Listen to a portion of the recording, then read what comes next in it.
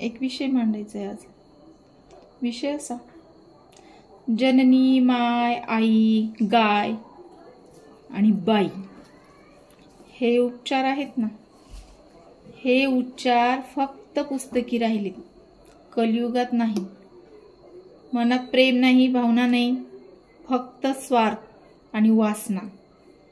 पुरुष काय आणि बाई काय सारखेच. पहिले आई वडील जो मुलगा पसंत करायचे त्याच्याशी लग्न व्हायचं आणि त्याच्याशी निभवलं जायचं. आता आई वडील एक करून देतात, स्वतः एक शोधतात, त्याच्याकडे काही नाही भेटलं का तिसरा शोधतात, नाहीतर मग आहेच 15 तुकडे.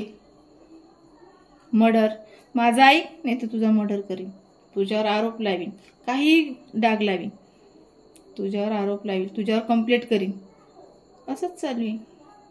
तेव्हा हे उच्चार जननी माय कुठे गेले? काहीच राहिलेलं नाही.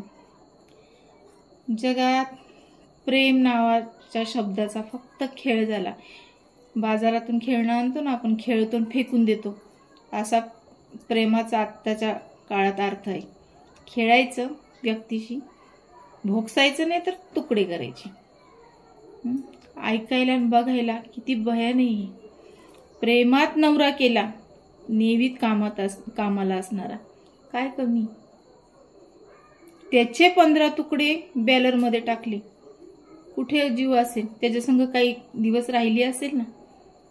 नाही, असं आत्म्याला पाजर फुटला नाही का? हे काय म्हणतो ना आपण, दिल, काळीज, हे आता प्लास्टिकचे झाले. याच्यात प्रेम, भावना, माया काहीच नाही, फक्त स्वार्थ. माझं चांगलं, मी चांगली, बस. आता तर बायका म्हणतात स्त्रियांसाठी एक मर्डर माप असावा, एक खून माप असावा. अहो, चोर सोडून संन्यासाला फाशी, बरोबर ना?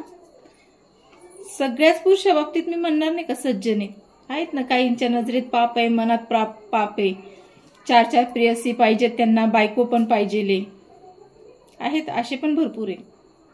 पण बायका कुठं कमी आहेत? बायकांना पण पाहिजे ते सर्व, नवरा पण पाहिजे, प्रेम पण पाहिजे. ना आताच्या मुलींना हा नको, तो नको, हा निवड आहे, पसंत करायचं हे भेटलेले ना, स्वतंत्र भेटलेले, मग ते पसंत करणार. मग हा तो चालतो. पण हे थांबलं पाहिजे कुठंतरी. हे असं वागून जग कुठं नेऊन ठेवणार आहेत कोणीच नाही सांगू शकत. मर्डर करायचं, मारामाऱ्या करायच्या. आता सध्या स्त्री रेप नाही झाला तरी रेप झाला. याने माझ्याकडे बघितलंच, याने माझी छेडच काढली, खोटे पण आरोप होतात. सगळ्या स्त्रिया अशा आहेत असं म्हणत नाही मी, पण 100 75 स्त्रिया तर तशाच आहेत. खोटी नाटे आरोप लावायच्या, कंप्लेंटी करायच्या. काय करतील मंत्री संत्री, काय करतील पोलीस? एक स्त्री आहे का तिच्याकडे लक्ष द्यायला? एवढं ऑल शक्य नाही ना. असं म्हणावं लागेल, जे पूर्वी बंधनं होती तेच बरोबर होते. आता काय करायचं? पुरुषांनी बुरखा घालून फिरायचं की खाली मान घालून चालायचं? स्त्रियांचे बंधन पुरुषांनी सांभाळायचे का आता? नाही ना.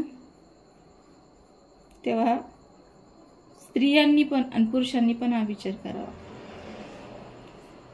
जग नेऊन कुठे ठेवायचंय. किंवा हे जे पूर्वीच्या काळातले विचार होते, पूर्वीच्या माणसांचे हे विचार ठेवायचे कुठं? बांधून ठेवायचे का गठोड्यात? थोडं अंतःकरणात प्रेम, माया राहू द्या. तुकडे करून, जर स्त्री पूर्वी स्मशानात जायला सुद्धा रडायची, घाबरायची, आता घरात तुकडे शिजतात कुकरमध्ये, घरात बॅलरमध्ये